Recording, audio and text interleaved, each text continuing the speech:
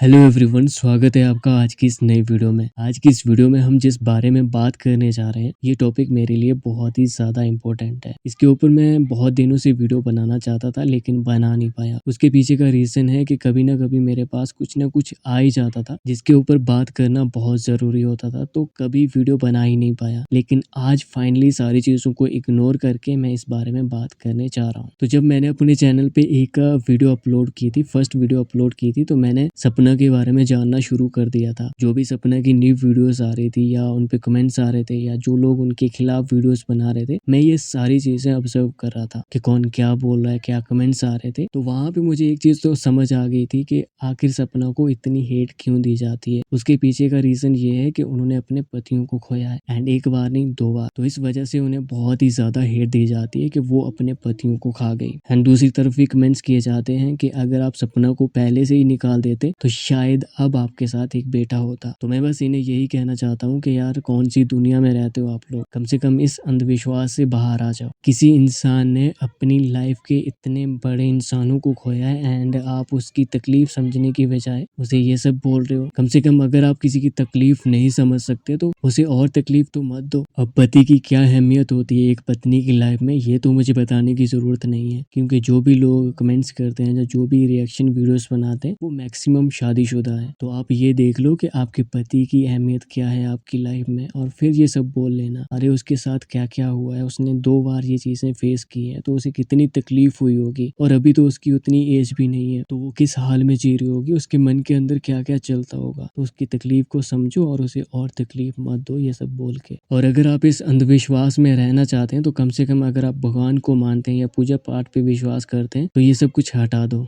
क्योंकि आपके हिसाब से कोई इंसान इस दुनिया में आ रहा है या कोई इंसान जा रहा है, तो उसके पीछे का रीज़न ये है कि उसकी लाइफ में कौन इंसान है या कौन इंसान नहीं है। अब इस दुनिया में हर दिन ना जाने कितने सारे लोग चले जाते हैं इस दुनिया को छोड़ के, और वो भी किसी के भाई बहन, माँ बाप, पति पत्नी होते हैं। तो अगर कोई इंसान यहाँ से जा रहा है, तो उसके पीछे का रीज़न तो ये है ना कि उसकी लाइफ में शायद पति है, पत्नी है, माँ है, बाप है, बच्चे हैं। वो इस दुनिया से इसलिए जा रहे हैं क्योंकि उन्हें कोई ना कोई खा रहा है ना। आपके हिसाब से तो यही होना चाहिए। फिर तो अगर किसी की लाइफ में कोई भी रिश्ता नहीं है, कोई भी इंसान नहीं है, वो तो अमर रहेगा इस दुनिया में, वो तो कभी जाएगा ही नहीं। अरे कभी कभार एक माँ जो है पैदा करते ही बच्चा चला जाता है, तो क्या उसमें माँ का कसूर है? या कभी कभार एक बच्चा पैदा होता है तो उसकी माँ चली जाती है, तो क्या उसमें उस बच्चे का कसूर है? या शादी करते टाइम कभी कभार क्या होता है कि हस्बैंड्स की डेथ हो जाती है या बीवी चली जाती है, तो क्या उसमें पति या पत्नी का कसूर है? भाई इस दुनिया से हर कोई जाता है, एंड इसका रीज़न आप ये नहीं बता सकते कि उसकी लाइफ में ये था तो इसलिए वो इस दुनिया से चला गया। इतना अंधविश्वास में मत रहो और किसी को इतना कुछ मत बोलो। भाई वो ऑलरेडी तकलीफ में है, उसने ऑलरेडी ये सब कुछ फेस किया है, तो ये सब कुछ बोल के उसे और तकलीफ मत दो। अब यहाँ पे जो सबसे हैरान करने वाली बात आ जाती ना, वो ये कि अगर कोई सपना की सपोर्ट में वीडियो बनाता है या कोई कमेंट करता है, तो उसे रिप्लाई में ये मिलता है कि वो अपने 2 पतियों को खा गई, अब तुम्हारा भी खा जाएगी। अरे शर्म करो यार, क्या बोल रहे हो?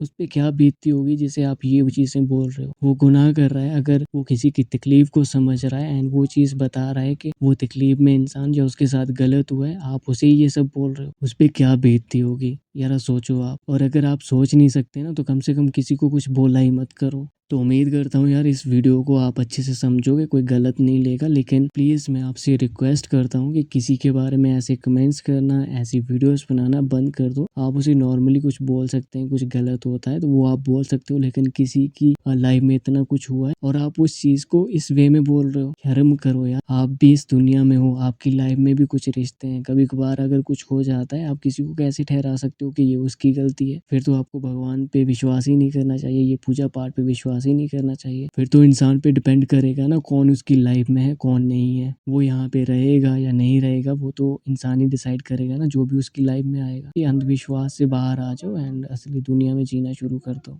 बाकी आप इस बारे में क्या सोचते हैं कमेंट सेक्शन में ज़रूर बताना। तो मिलते हैं नेक्स्ट वीडियो में, तब तक के लिए बाय बाय।